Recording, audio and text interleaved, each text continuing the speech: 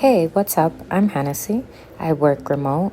I travel often and I'm all about health and wellness these days. And I've been investing in Dominican Republic, building something that really means something to me. I'm creating a life full of freedom, purpose, and a little bit of adventure and sharing it all right here. So if you're into that, don't forget to subscribe and come along for the ride.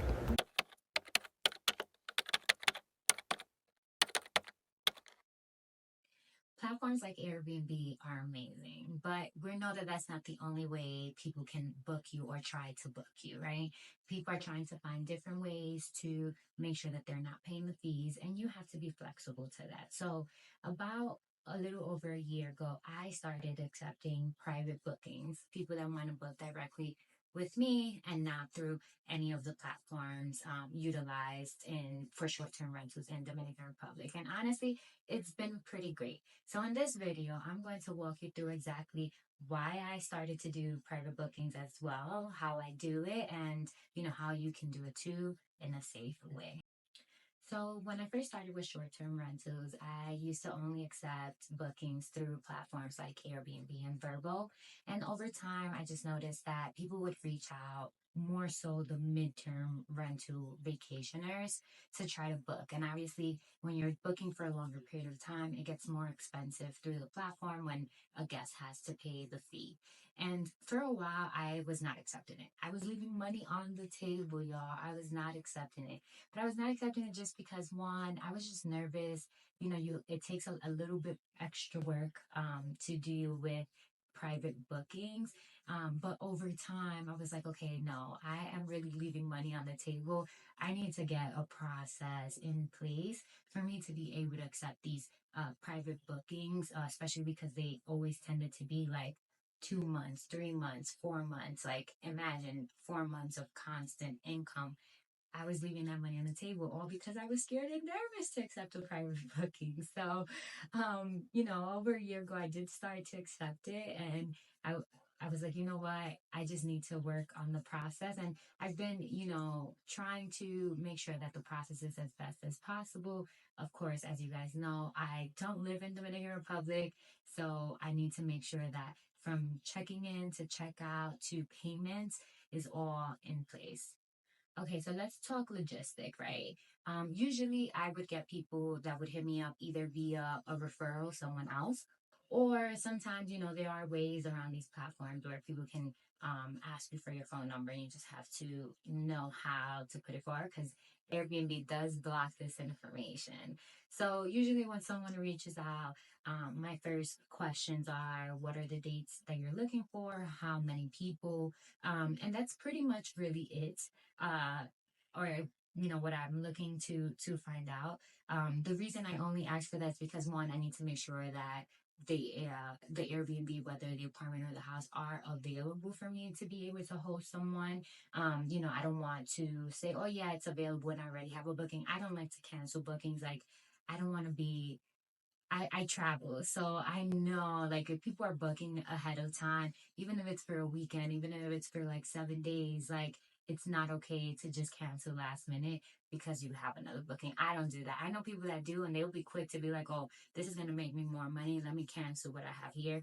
But I don't provide that type of service. I do not like to cancel. It has to be a legitimate reason, above like maybe something got messed up and I'm not able to fix it for me to actually cancel on someone. So once I have the information on the exact dates and how many people, my next thing is, you know, these are the ways that I accept payment. Now, because it's private booking, I accept payments in a lot of different ways. I accept payments through Zelle, through PayPal, and even in DR, someone can do like a bank transfer. Now, the way that I kind of solidify whether I want to close out my calendar for that person is that if it's a long term, right? Obviously, with longer term or midterm, you have a different price. So I always give them the price, I give them what's included. Now, for the apartment, what I have is that I have a set monthly price, and then that includes internet and that includes bi weekly cleanings, but it does not include electricity. Now, this is big because, as you guys know, and as I mentioned in other videos, electricity can get really expensive. So I charge electricity separately, and it's based on usage. So I give them all that information. If they accept and they have a form of payment, this is where now we start to make sure that I can actually block out the calendar. Now, number one thing for me to block out the calendar is you need to give me a security deposit. I will not block out my calendar without a security deposit.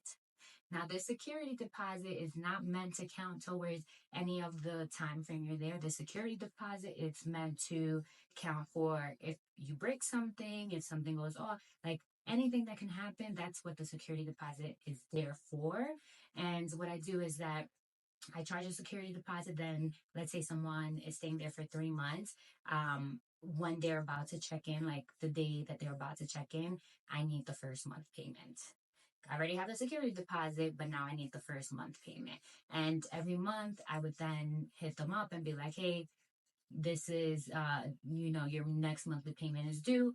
Plus, this was your electricity charge for the last 30 days that you've been there. So now they have to send me this sum. And let's say now third month comes around, same thing. I'm like, hey, your monthly charge is this, and then your electricity is this. They have to send me that information. Now, let's say the 3 months have passed. I still have the security deposit, but remember that last 30 days, I still have to charge for electricity. So what I would do is that I would take the electricity out of that deposit, and then I would send someone in within 24 hours to check on the property to make sure nothing is broken, nothing needs fixing, they didn't mess anything up. And if all is fine, I will give you your security deposit back because I am not a greedy person. And of course, again, if you've did everything that you had to do, you paid electricity, you paid your monthly, nothing is broken, then of course, I'm going to give that security deposit back. So that's really how I handle the logistics there. So now quickly let's talk about those pros and cons, right? Because I said a lot and I said what's my process. But what are the pros and cons to booking privately? Obviously, some of the pros is you get more income, right? And you get secure like constant income. Because if somebody's renting for 3 months and 4 months or 5 months, 6 months, then you have that income set for that amount of time. You also have a direct connection with the guests because they rent it privately. You just always, you can hit them up if anything is needed, or they can hit you up, and there's just constant communication. Of course, there's also flexibility on pricing and rules when it comes to like private booking. Now, what are the cons, right? This is the number one cons for private booking, and the reason why it took me so long to get into it is that there's no protection. There's no real protection, right? Because with Airbnb, if a guest does anything to your property, you file a claim. Most of the time, honestly, I've filed several claims with Airbnb guests, and I've always gotten all of them paid. So I have no issues. I've heard of horror stories, but that's not my case. You also have a better ability to vet guests because you have all the information. Lastly, of course, is the payments, and you have a secure paying platform. They collect the payment and then they pay you out, so you don't have to follow up in terms of that. However, with these pros and cons, you just have to set up the right process for you that can work for you, and make sure that you feel comfortable taking in a private guest. Now, I definitely want to hear from you in the comments. Let me know your thoughts. Have you started to accept private guests in Dominican Republic, or is it something that you're interested in doing? I would say if you're interested in doing, start off small.